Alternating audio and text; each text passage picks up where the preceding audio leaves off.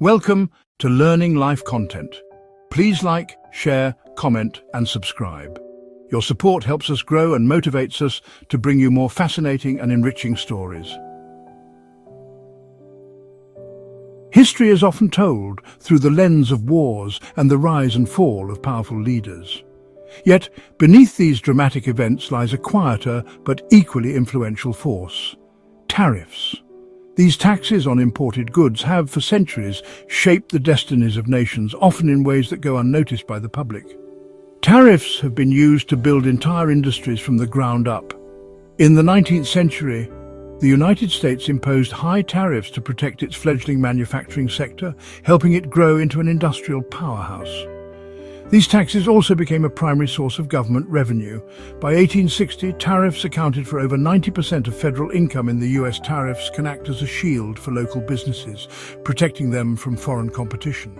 But they can also be wielded as economic weapons, sparking trade wars and diplomatic standoffs. For example, the Smoot-Hawley Tariff Act of 1930 raised US tariffs on over 20,000 imported goods, prompting retaliatory measures from dozens of countries. When a country imposes a tariff, it's making a statement, sometimes to protect domestic jobs, sometimes to pressure rivals into negotiation. These decisions are rarely simple, often sparking fierce debates among politicians, business owners, and workers alike. Tariffs have fueled periods of economic boom, such as the post-Civil War industrial expansion in America. But they've also triggered devastating conflicts and downturns. The global trade wars of the 1930s, for instance, deepened the Great Depression, causing world trade to plummet by more than 60%. In the United States, early tariff debates were so heated that they helped define the nation's political identity. The Tariff of Abominations in 1828 led to the nullification crisis, nearly tearing the country apart. Tariffs were even cited as a contributing factor to the Civil War, as southern states protested policies they saw as favoring northern industry. Globally, tariffs have had far-reaching consequences. The infamous Smoot-Hawley tariff didn't just raise prices, it turned a stock market crash into a worldwide depression as countries retaliated and international trade collapsed. Today, tariffs are once again making headlines. As globalization faces new challenges, countries are building economic walls, sometimes to protect strategic industries, sometimes to gain leverage in high-stakes negotiations. In 2018, the US imposed tariffs on $250 billion worth of Chinese goods, igniting a trade war that rippled across the globe. The US-India trade dispute is just the latest example of how quickly partnerships can turn into rivalries. In 2019, the US ended India's preferential trade status, leading to retaliatory tariffs and tense negotiations, impacting everything from almonds to medical devices. To truly understand our present and anticipate the future, we must grasp the powerful, complicated history of tariffs. Their impact is woven into the fabric of our economies, our politics, and our daily lives. Let's unlock that story together.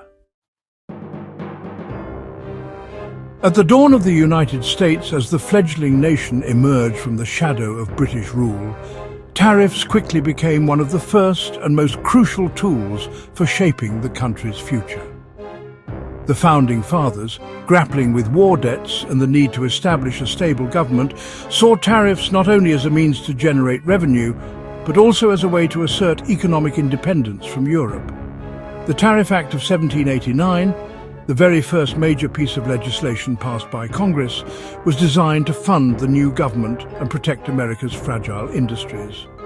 At the time, customs duties made up nearly 90% of federal income, making tariffs the lifeblood of the young republic.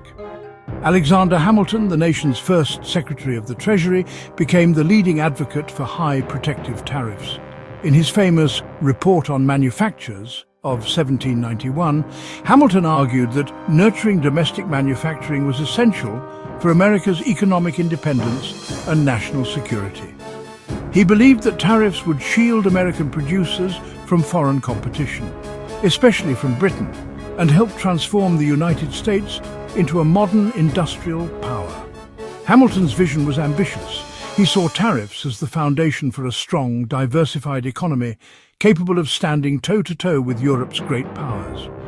His policies laid the groundwork for America's Industrial Revolution, encouraging investment in factories, infrastructure, and innovation. Yet, not all agreed. Thomas Jefferson, Hamilton's great rival and the voice of the agrarian South, championed low tariffs. Jefferson believed that America's strength lay in its vast farmlands and independent farmers.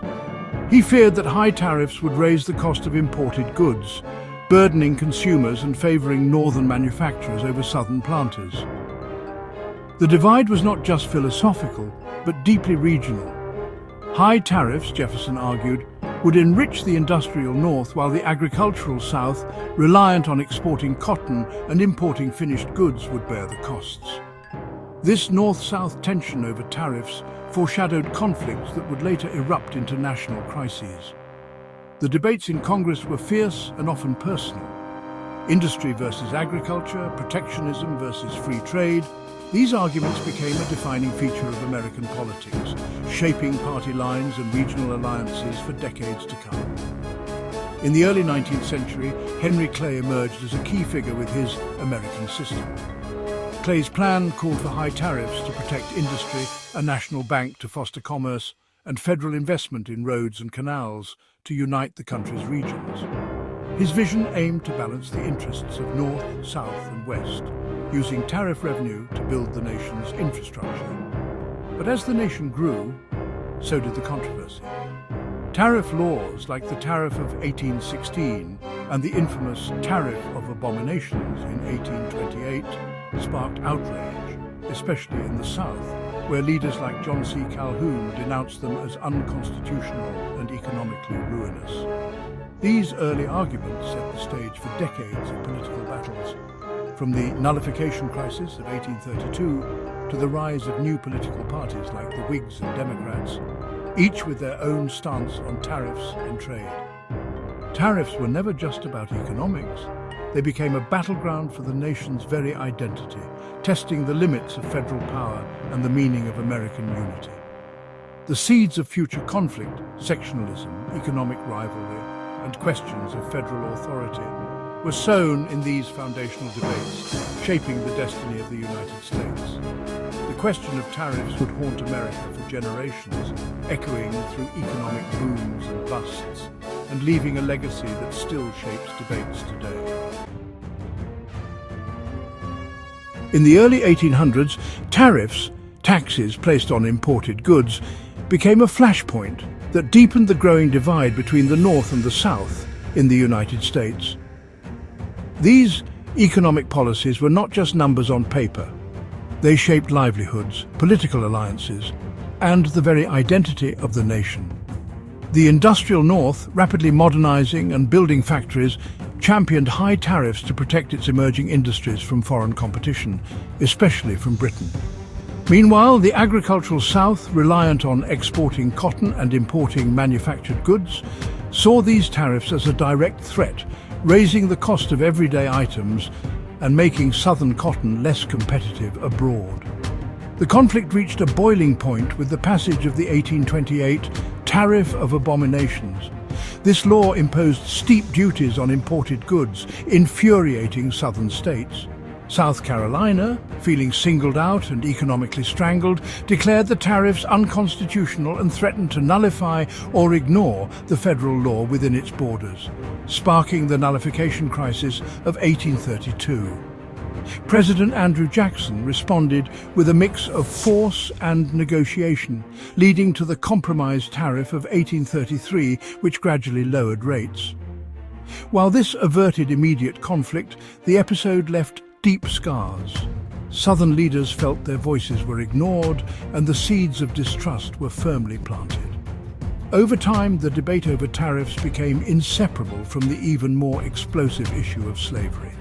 Southern politicians argued that the same federal power used to impose tariffs could one day be used to abolish slavery, intensifying their fears and fueling sectional animosity. By the time the Civil War erupted in 1861, economic grievances over tariffs were woven tightly into the fabric of the nation's split.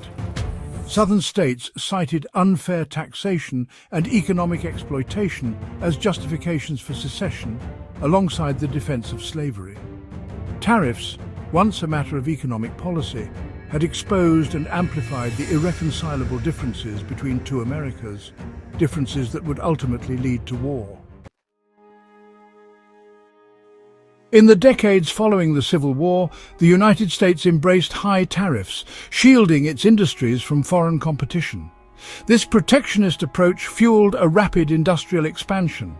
By the turn of the 20th century, America had become the world's leading manufacturing power, with cities like Pittsburgh, Detroit and Chicago booming with factories and jobs. But as the world economy faltered in the late 1920s, US lawmakers responded with the Smoot-Hawley Tariff Act of 1930. This legislation raised duties on over 20,000 imported goods. Some tariffs soared to nearly 60%. The goal was to protect American farmers and workers as unemployment climbed and prices fell. Instead, the policy backfired dramatically. Dozens of countries retaliated with their own tariffs, sparking a global trade war. International trade plummeted. Between 1929 and 1933, the total value of world exports fell by more than 60%. Ships sat idle in harbours, warehouses emptied, and once busy ports grew silent. American farmers, who had relied on overseas markets for crops like wheat and cotton, saw their exports collapse. Factories that once shipped goods abroad shuttered, and millions of workers lost their jobs. By 1933, US unemployment soared to nearly 25%, and farm incomes dropped by half. The Smoot-Hawley tariff quickly became infamous, a symbol of how protectionist policies, meant to shield a nation, can deepen a crisis when the world is interconnected. Economists and historians have since debated its precise impact, but most agree it worsened the Great Depression both at home and abroad. As borders closed and trade barriers rose, nations turned inward. Retaliation became the norm, and the global economy fractured. The lesson was clear. When countries isolate themselves, everyone suffers, prosperity shrinks and recovery becomes harder. The devastation of the 1930s forced world leaders to rethink their approach to trade. In the aftermath, international summits and conferences sought new ways to foster cooperation and prevent another economic catastrophe. Out of the ashes of the Depression, institutions like the United Nations and the General Agreement on Tariffs and Trade were born.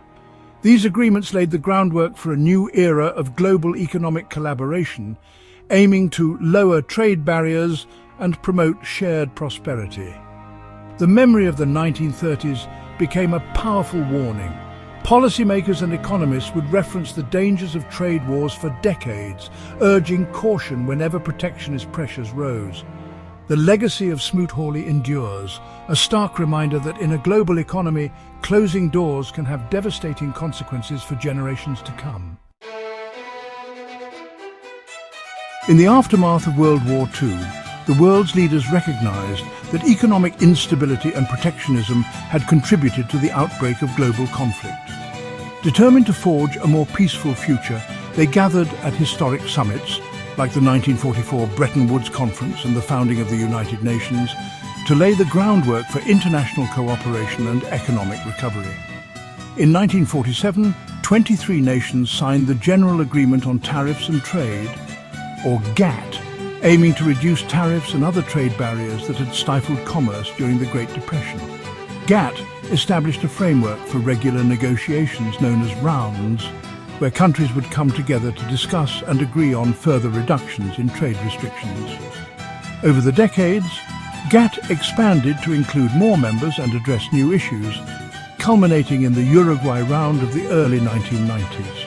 This led to the creation of the World Trade Organization, or WTO, in 1995, a powerful institution with the authority to enforce global trade rules and resolve disputes between nations. The impact was profound. Countries slashed tariffs and opened their markets, fueling an unprecedented boom in global trade. Developing nations, especially in Asia and Latin America, saw rapid industrialization and millions of people lifted out of poverty as exports soared and foreign investment poured in. Consumers and businesses alike benefited from cheaper imports and the rise of complex global supply chains. Products assembled from components made in dozens of countries became the norm, making goods more affordable and accessible worldwide. The spirit of open markets and shared prosperity seemed to sweep the globe. Regional trade agreements like the European Economic Community, NAFTA and ASEAN further deepened economic ties, while multinational corporations flourished in this interconnected environment.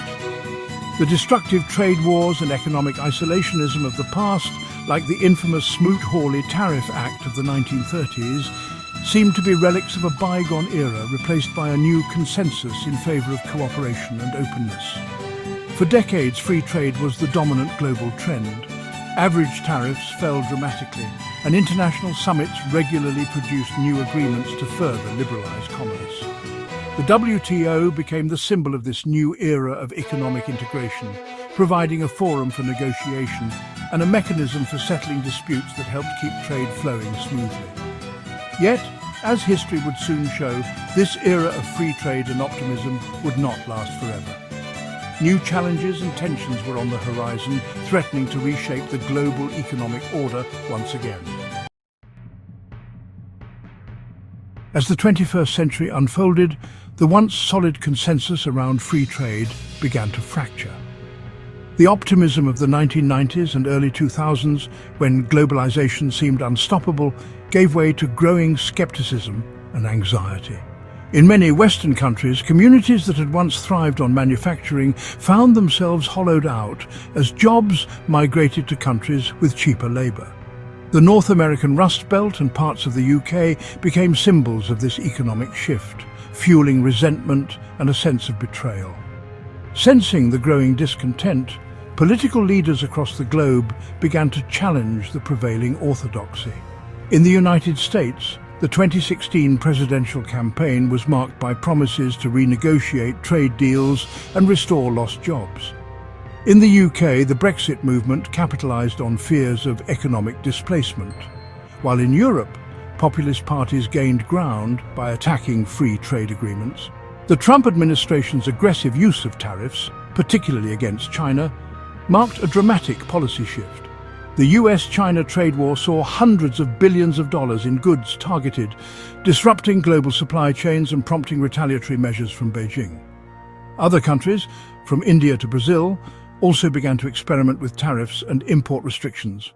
Tariffs and trade barriers became instruments of geopolitical rivalry, not just economic policy. International summits grew tense as leaders clashed over protectionist measures, and long-standing trade agreements like the Trans-Pacific Partnership were abandoned or renegotiated. The COVID-19 pandemic exposed the fragility of global supply chains. Shortages of medical supplies and essential goods led to a surge in nationalist rhetoric, with governments prioritizing domestic production and restricting exports of critical items. The vulnerabilities of just-in-time manufacturing became painfully clear. In response, countries launched ambitious reshoring initiatives, offering incentives to bring manufacturing back home. The US CHIPS Act and the European Union's push for technological sovereignty signaled a new era of industrial policy. As governments sought to reduce dependence on foreign suppliers, trade agreements that once symbolized international cooperation were now being questioned, suspended, or dismantled. Countries from India to Argentina erected new barriers, prioritizing national interests over global integration. Economic walls, both literal and figurative, began to rise once more. Global trade volumes stagnated and the spectre of deglobalization loomed over the world economy. The hard-won lessons of history, of how protectionism once deepened the Great Depression, seemed to fade from collective memory as nations charted a new, uncertain course in the global economy. In a move that stunned the world in 2025, the United States government imposed a sweeping 50% tariff on the majority of Indian imports. The official justification was India's continued trade with Russia, despite mounting international sanctions. This marked the highest tariff rate the US had levied against India since the early 1980s, when trade tensions first began to simmer between the two democracies. The announcement sent shockwaves through the global economy. instantly wiping out billions of dollars in market value. In 2024, bilateral trade between the US and India had reached a record $160 billion, making India America's ninth largest trading partner. The sudden tariff threatened to unravel years of economic progress and cooperation. India's key export industries, textiles, jewelry and seafood, were hit especially hard. These sectors, which together accounted for over $25 billion in annual exports to the US, faced devastating losses almost overnight. Factories that once bustled with activity fell silent, and millions of workers feared for their livelihoods. However, not all sectors were equally affected. Pharmaceuticals, a cornerstone of India's export economy and a vital source of affordable medicines for Americans, were largely exempted from the tariff. US officials argued that restricting access to Indian generics could endanger American consumers, given that nearly 40% of generic drugs in the US originate from India. For American companies, the tariff was a rude awakening. Over the past decade, many had shifted their supply chains from China to India, seeking stability and lower costs. Now these firms found themselves caught off guard, scrambling to reassess contracts and reroute shipments. The cost of doing business soared, and uncertainty rippled through boardrooms across the country. Years of investment and careful planning were suddenly upended.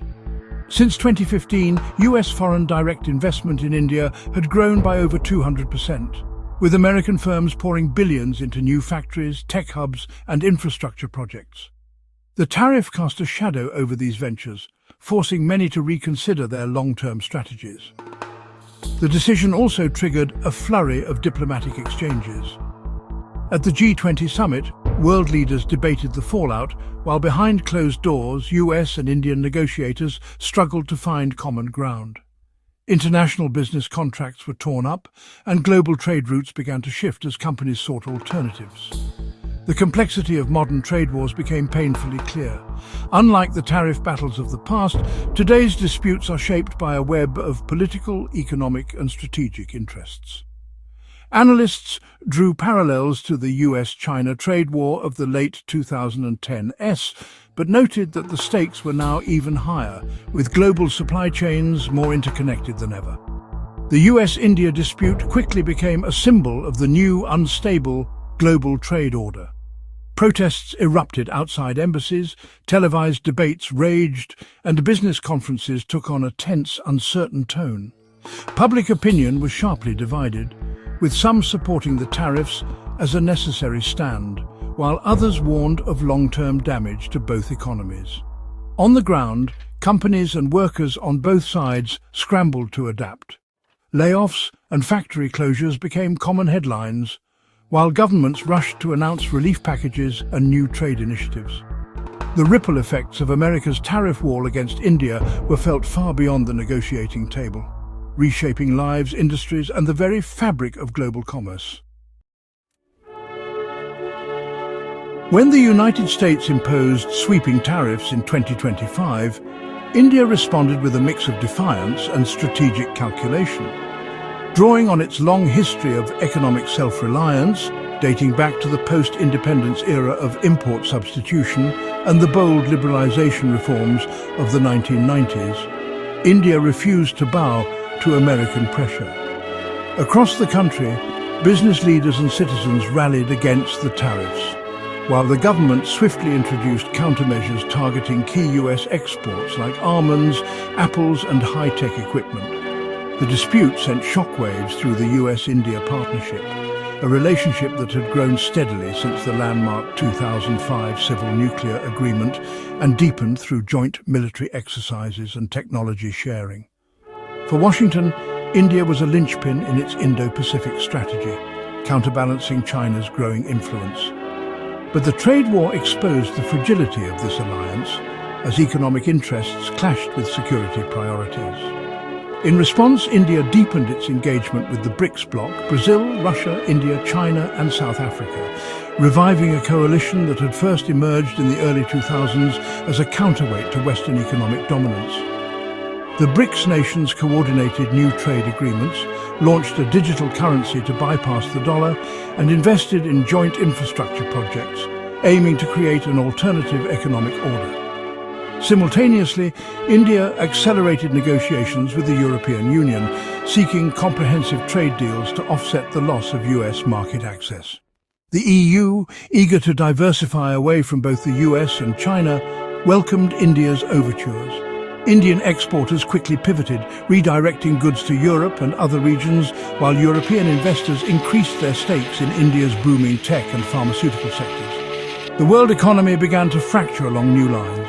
The G7, led by the US, Japan and major European powers, tightened their own trade networks, while BRICS expanded their influence across Asia, Africa and Latin America. Middle power countries like Turkey, Indonesia and Nigeria found themselves caught in the crossfire, forced to choose between rival blocs or attempt a delicate balancing act to protect their own interests. The vision of a single rules-based global marketplace, championed by the World Trade Organization since the 1990s, began to fade, as multilateral agreements gave way to regional pacts and tit-for-tat tariffs. Trade policy, once a tool for global integration, was now wielded as a weapon in a renewed great power rivalry, echoing the protectionist battles of the 1930s and the Cold War's economic blocs. The global order was fragmenting before our eyes as nations scrambled to secure their futures in a world where alliances shifted and the rules of trade were rewritten with every passing year. The US-India tariff war echoes history's warnings, reminding us of the intricate dance between nations that has often led to unforeseen consequences. Tariffs have long been wielded as economic weapons, often with unintended consequences that ripple through industries and societies. The 19th century North-South divide in the United States and the disastrous Smoot-Hawley Tariff Act of 1930 illustrate how economic disputes can spiral into deeper, more entrenched conflicts. Today's trade battles risk repeating those historical mistakes on a global scale, with modern economies more interconnected than ever before. The weakening of institutions like the World Trade Organization poses a grave danger, undermining the frameworks that have maintained global economic stability. Economic competition can quickly escalate into geopolitical rivalry, and in the worst cases open conflict, as nations vie for dominance and resources. The tariff disputes of 2025 are more than mere fights over goods. They are a test of the resilience and strength of the global order, challenging the very foundations of international cooperation. The quiet language of trade now speaks of division and uncertainty, as nations grapple with the shifting sands of global power dynamics. Will we learn from the past, or are we doomed to repeat it? The echoes of history are loud and clear, urging us to heed their lessons. The answer to this question will shape our world for generations to come, determining whether we move towards a future of cooperation or conflict. Thank you for watching Learning Life content. Please like, share, comment, and subscribe. Your support helps us grow and motivates us to bring you more fascinating and enriching stories.